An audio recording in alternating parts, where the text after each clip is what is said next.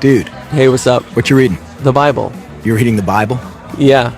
Dude, why are you reading the Bible? For class? No, I just... Okay, so you're just reading the Bible. You're just sitting here in a coffee shop in the 21st century using state-of-the-art technology to read ancient myths for no reason whatsoever. Well... Tell me something. Are you one of those super religious people who thinks Jesus actually rose from the dead? Well, I do believe that. Do you also believe in the Easter Bunny, Santa Claus, unicorns, Bigfoot? Ever been abducted by aliens? And do you buy into all those other ancient myths about dying and rising gods invented by primitive nomadic tribes back in the Bronze Age? No. Okay, so what's the difference between Jesus rising from the dead and all those other fairy tales? Here's the difference. My belief in the resurrection of Jesus is rational. It's based on historical facts.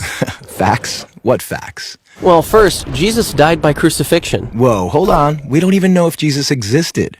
Why should I believe your facts? Well, because the 5 facts I'm going to give you are backed by so much historical evidence that most professional critical scholars who study the subject accept them as true. That includes skeptical atheist scholars. Okay, so Jesus was a guy who actually existed and then got himself killed. So what? That's the first fact. Second, his disciples were convinced that he rose from the dead and appeared to them. Third, Paul, a sworn enemy of the early Christians, suddenly became a Christian. Fourth, Jesus' skeptical brother James also became a Christian. And fifth, the tomb where they put Jesus' body was empty. And those are well-established historical facts. Right, but you can't just leave it there. These facts demand an explanation. Otherwise, you've got a big hole in human history. Okay, here's an explanation. They all lied. It was a conspiracy, the most monumental prank ever perpetrated. His followers stole his corpse from the tomb and then started telling everybody he was alive. That's the conspiracy theory.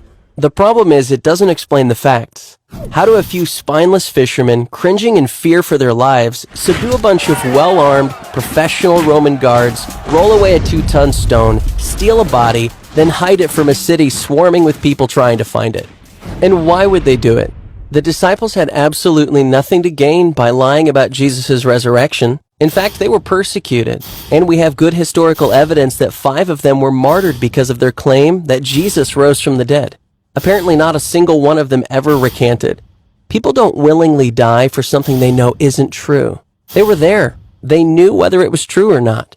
All right, another theory. The disciples thought they saw Jesus alive after he died, but it was just wishful thinking. They were stressed and just kind of hallucinated. The hallucination theory also lacks explanatory power. 500 witnesses saw Jesus at the same time, and the disciples touched him.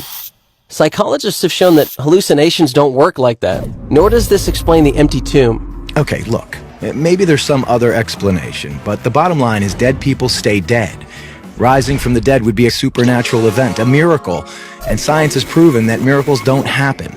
Oh, really? When did that happen? I don't know. I just kind of heard it somewhere. Science has not disproven miracles. In fact, that would be impossible. Why? Science deals exclusively with natural phenomena, physical matter and material processes, right? Yeah. But a miracle, by definition, is not a natural phenomenon. It's supernatural. So a supernatural event would lie outside the boundaries of science. It's logically impossible for science to throw out any hypothesis that lies outside its boundaries. why have I never heard this stuff before? I don't know. Maybe because it's scary? Scary? Yeah. As long as Jesus rising from the dead is just a fairy tale, like Santa Claus and unicorns, it doesn't threaten my little world. But if it's a fact, if he actually did rise from the dead, that's huge. It's a total game changer. And that's why it's so hard to think about it objectively. Whoa. Yeah. Big whoa.